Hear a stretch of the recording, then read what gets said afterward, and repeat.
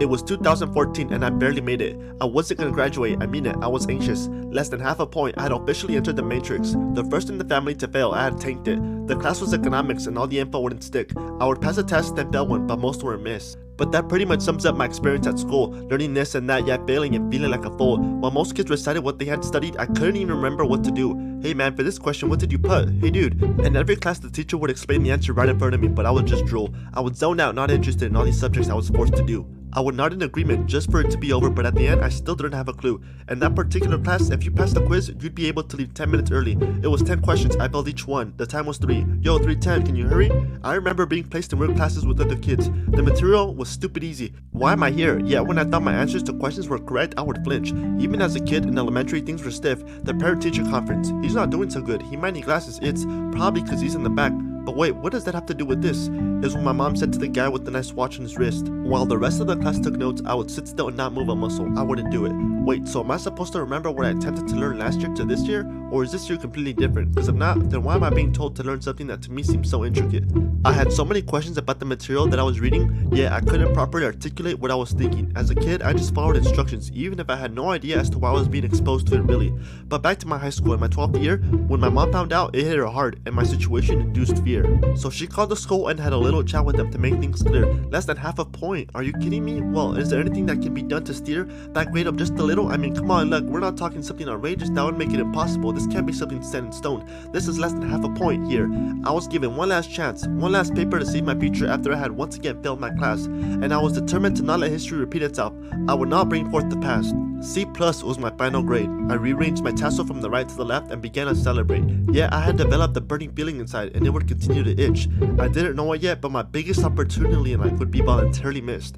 For the next few years, my vision would be opaque as I was unable to see past all the mist. But prior to this dilemma, plans were already being made. College applications were being submitted and I knew in time that things were gonna change. I had no clue where I was going or what I was doing, still I stayed in line following along with everything and I never complained. I never even thought about what I wanted or my passion. I just knew college was the way to go, or so I had always been told. Education and certificates were life's greatest assets. Everything was set, all that needed to be done was wait for the due date.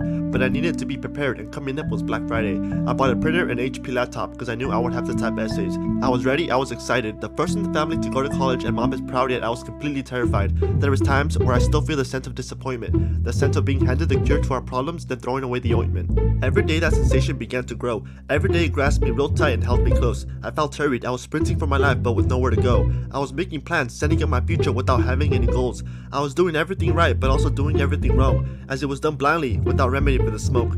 Every day I would wake up and begin to drown. It was almost like getting married and I was in no way, shape or form ready to settle down. Then one day came a son. I could now see how lost I was.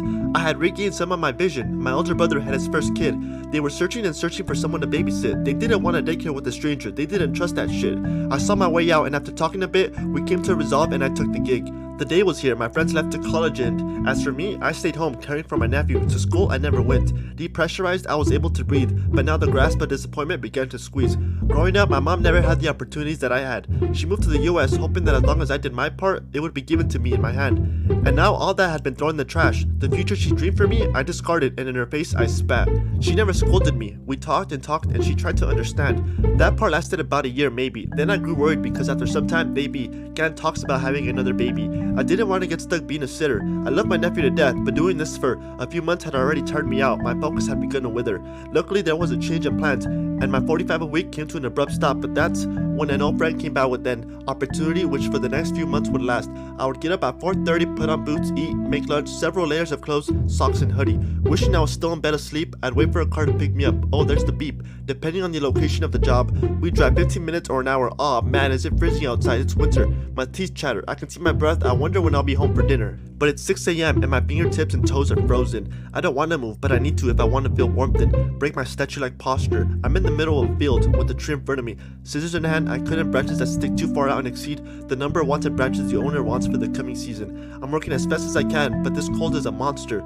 It's noon, the absolute best part, when you're no longer being tortured by the conditions of the weather. Lunchtime, hibernate for 30 minutes, then we're back to work until it's 4 p.m, which is even better. It's my first day, but I'm exhausted. I take off all my clothes, turn on the hot water, then hop in. I can literally feel my entire body melt and turn soft. I pulled the covers over my bed and set my alarm, with a new profound sense of gratitude for being warm. Now good night, so long. But this routine will repeat for 6 days of the week. Oh god, if I could have seen my future for the next several months, I would have said stop. Yo, come on man, let's go back to school. I'm done, fuck this, where are we here? This ain't cool. I'm tired of this shit man, this is some bull. But I never did. I took it a day at a time. I didn't complain. Well, maybe a little, but I didn't quit. I stayed. I continued to climb. But it wasn't all bad. The sun got warmer and I continued to smash. With every check I got, I never spent it except the gas for my ride. The rest went into my stash. I wasn't about to suffer in the cold for 8 hours to just spend it on some dumb crap.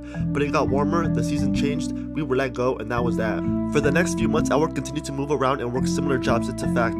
The leaves would crunch under my boots with every step. The rows of produce plants seemed endless to both my right and my left. Strangers in front and strangers to my back as we tread, cutting branches, cutting vines, putting debris to the middle of the path where it would be swept by a machine who someone would drive all day long as those workers continued to spread. As we'd start at the beginning of the row and all day long work our way towards the end, I would come home and from my boots check out all the dirt. I would feel the sand crawl down my body as I took off my shirt. From holding bundles of small plants up on my shoulder that were gathered on a truck to transfer, feeling alone with all these strangers in a group, yet feeling at home because these are my roots, where I come from, my people who immigrated to this country not knowing the language for sure. Meanwhile, luckily in my town something was being built, and on the day of the grand opening I decided that applying I will do, since working outside in the field was a skill I didn't want to develop any further. Now that I didn't have to, I saw an exit, and after an interview we made a deal. I was still outside in the sun. I was pushing carts, picking up trash, and throwing out the garbage. Every day I would look out across the street at the rows of trees and thankful I no longer had to wake up early every day and freeze. Plus this job had its perks. I used a machine which made gathering up the carts a job done with ease. The only bad thing was regardless of the weather, I had to be outside making sure the parking lot was clean. Hot, cold, rain, it didn't matter. At least I was given a poncho while I worked and always said please. Hey man, did you hear? Said this dude who apparently was leaving to another job that was quite near. Once again I saw my exit. I put in my 2 weeks, applied and hoped that in that direction my life would steer. And there I stood, unloading boxes from a trailer onto a conveyor belt while some were moved on a pallet truck. At 3 a.m. the overnight shift, it sucked, but at least the higher pay was clutch. What a gift. At 6 a.m. I would swipe my badge and clock out. I'd sleep during the day after a drive home about maybe 20 minutes to get into town. Then at half past midnight I'd be back inside with the machines on 24/7. It was always loud. It had a bit of computer work as well. With the paperwork in hand to match the trailer, I would confirm both IDs, unlock the latch, and get to work until I heard the lunch bell. Then a few side quests popped up. It was a one-time thing though, not a permanent plug. I would be helping set up a show for a singer touring in the city. A group of us stood outside the enormous Bakersfield Rabobank Arena. It seemed like quite an event. I mean seriously, it was huge. Looking out into the empty spaces, I wondered if by some miracle I would ever get to perform here too. One can hope. As the stage was set up, the lights were arranged and the wires were plugged. Everyone had on colored wristbands to identify the group they were from. A few hours later we were done. I left. When I came back, we waited behind the stage as the performer exited, and the behavior of some of the volunteers showed that they recognized this half stranger. As the show ended, we started to pick everything up and load the trailers. My body still vibrated from the base of the show. Christmas was approaching and UPS was hiring. I had no idea the long hours would be this tiring. I would be delivering from my car as a personal vehicle driver. Each day I would load up as much as I could, drive to my designated area, then 5, 4, 3, 2, 1, all done. Time to go back, reload, and do a second run. Nearly 12 hours later, it was time to go back to my first plug. After getting a double check for a few months, I decided that it had been enough. But then COVID hit. The entire building shut down and I received unemployment. Fortunately, my delivery job had called again. I returned, they were backed up, and I stayed for a bit. I was paid top rate. They needed people urgently and we were making bank. In just 4 or 5 months, about 50 G's I made, doing the same thing for my car all day. You'd think my life was great. It somewhat was, but when offered the opportunity to join the company, I didn't stay.